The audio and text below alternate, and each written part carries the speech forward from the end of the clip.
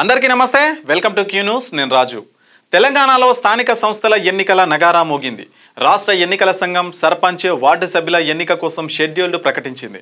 మొత్తం 3 విడతల్లో డిసెంబర్ 11, 14, 17 తేదీల్లో ఎన్నికలు జరగనుండగా తొలి విడత నామినేషన్ల స్వీకరణ ఈ నెల 27 నుంచి ప్రారంభం కానుంది. దీంతో ఎన్నికల్లో పోటీ చేసేందుకు ఆశావాహులు సిద్ధమయ్యారు. సర్పంచ్ స్థానానికి పోటీ చేయాలంటే ఎలాంటి అర్హతలు కలిగి ఉండాలి, ఏ పత్రాలు అవసరమవుతాయో ఇప్పుడు తెలుసుకుందాం.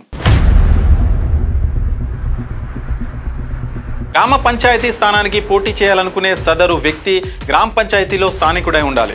అందుకు రెసిడెన్స్ సర్టిఫికెట్ అవసరం. పోటీ చేయదలిచిన అభ్యర్థి పేరు పంచాయతీ ఓటింగ్ లిస్టులో నమోదై ఉండాలి. సర్పంచ్ స్థానానికి నామినేషన్ దాఖలు చేసే సమయానికి అభ్యర్థి వయస్సు 21 సంవత్సరాలు నిండి ఉండాలి. ఆధార్, బర్త్ సర్టిఫికెట్లు అవసరం. రిజర్వ్ చేసిన స్థానాల్లో సంబంధిత రిజర్వ్డ్ అభ్యర్థులకే అవకాశం. అందుకు క్యాస్ట్ సర్టిఫికెట్ అవసరం ఉంటుంది. ఎస్సీ, ఎస్టీ, బీసీ కేటగిరీ అభ్యర్థులు జనరల్ కేటగిరీ నుంచి కూడా పోటీ చేయడానికి ఆస్కారం ఉంది. మహిళలు వారికి రిజర్వ్ చేసిన స్థానాలతో పాటు అదే కేటగిరీలోని జనరల్ స్థానాల్లోనూ పోటీ చేయవచ్చు. ఇక 2 పిల్లల నిబంధన ఎత్తివేయడంతో ఎంతమంది పిల్లలున్నా పోటీ చేయడానికి అర్హులే. గ్రామ సేవకులతో పాటు కేంద్ర, రాష్ట్ర ప్రభుత్వ ఉద్యోగులు, స్థానిక సంస్థల, ఎయిడెడ్ సంస్థల ఉద్యోగులు సర్పంచ్ ఎన్నికల్లో పోటీ చేసేందుకు అనర్హులు.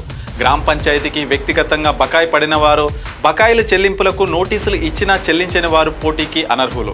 మతి స్థిమితం లేనివారు, బదిరులు, మూగవారు పోటీకి అనర్హులు. పౌర హక్కుల పరిరక్షణ చట్టం 1955 పరిధిలోకి వచ్చే కేసుల్లో శిక్ష పడిన వారు అనర్హులు. గ్రామ పంచాయతీ, మండల, జిల్లా పరిషత్, కేంద్ర, రాష్ట్ర ప్రభుత్వాల్లో ఏదైనా పనికి కాంట్రాక్ట్ చేసుకున్న లేదా నిర్వహణకు ఒప్పందం చేసుకున్న వారు కూడా పోటీకి అనర్హులు. కాగా తెలంగాణ 31 జిల్లాల్లోని 564 మండలాల్లో గల 12,728 గ్రామ పంచాయతీలు, 1,12,242 వార్డు స్థానాలకు ఎన్నికలు జరగనున్నాయి.